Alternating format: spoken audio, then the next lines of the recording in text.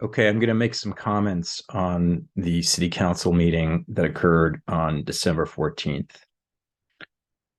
Share my screen.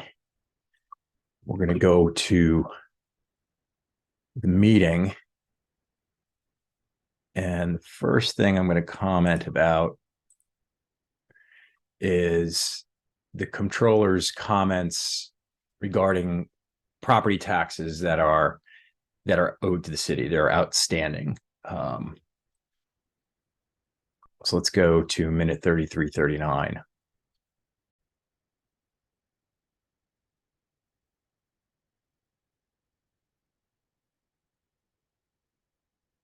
The next steps are going to be with the real estate committee to move that forward.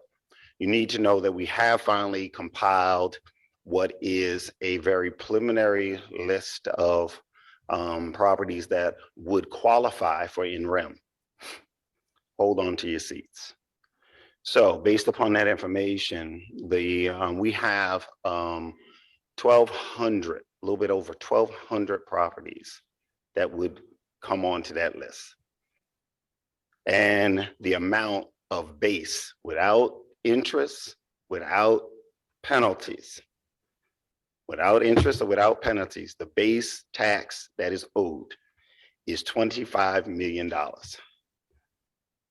And now this does span all the way back to like pre-2008 or so.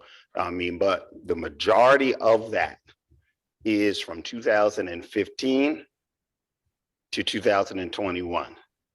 And we all know that there's COVID that occurred, but we also know that there was the processes that were going on in the comptroller's office or lack thereof, and the collection of it. And so that's where we are right now, which means, again, that we are going to, first of all, at the turn of the new year, in the first quarter, is be able to now officially get that list out. That will prompt us to begin to work with those homeowners, call them in for whatever payment plans they're going to need, they're going to be able to do, in addition to also working with you, the honorable body, to talk about what kind of other incentives and programs we're going to come up with. Amnesty, waiving of any of the interests for city and for county. Not even so much county, because remember, we've paid the county, we've paid the school district. So we really cannot reduce those because we're out of pocket of that money. The only thing we might have some wiggle room with is that of the city. Okay. So here are my thoughts on that. So 25 million across 1,200 properties that are in rem that owe taxes to the city. It's about 21,000 per property owned.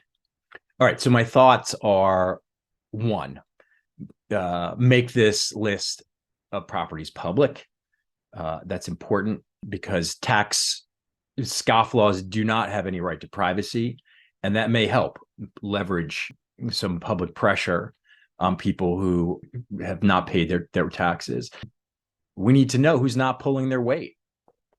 I pay my taxes on time, as do the vast majority. Well, apparently not as many people as we thought. 1,200 properties haven't. That will help. And, if that's uncomfortable for people, then too bad.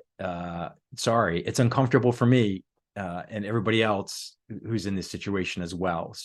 The second point I'd like to make has to do with what the comptroller referred to as creative solutions. I think that's fine as long as the solutions include full payment of the taxes that are owed.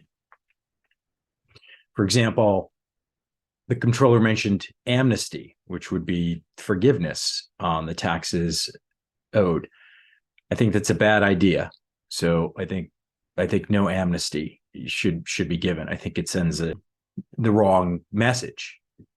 So if amnesty is given to people who didn't pay their taxes, why should I pay my taxes on time or ever? Essentially, it creates what's called a moral hazard. There's an implicit backstop that the government is going to give. If I don't pay my taxes, I can expect not only won't there be a penalty, but I might get amnesty and not have to pay them at all, or get to pay a reduced amount. If you start doing that, it's very demoralizing to people who follow the rules and pay their taxes on time. And I think it encourages, a societal breakdown for the reasons I stated. So I think those are my comments. I was going to comment on a couple of other things that happened in the meeting, but I think I'll do that in a separate video. For example, maybe I'll comment on the closing of the animal shelter and the $1.4 million of loan forbearance from the Urban Renewal Agency, the URA.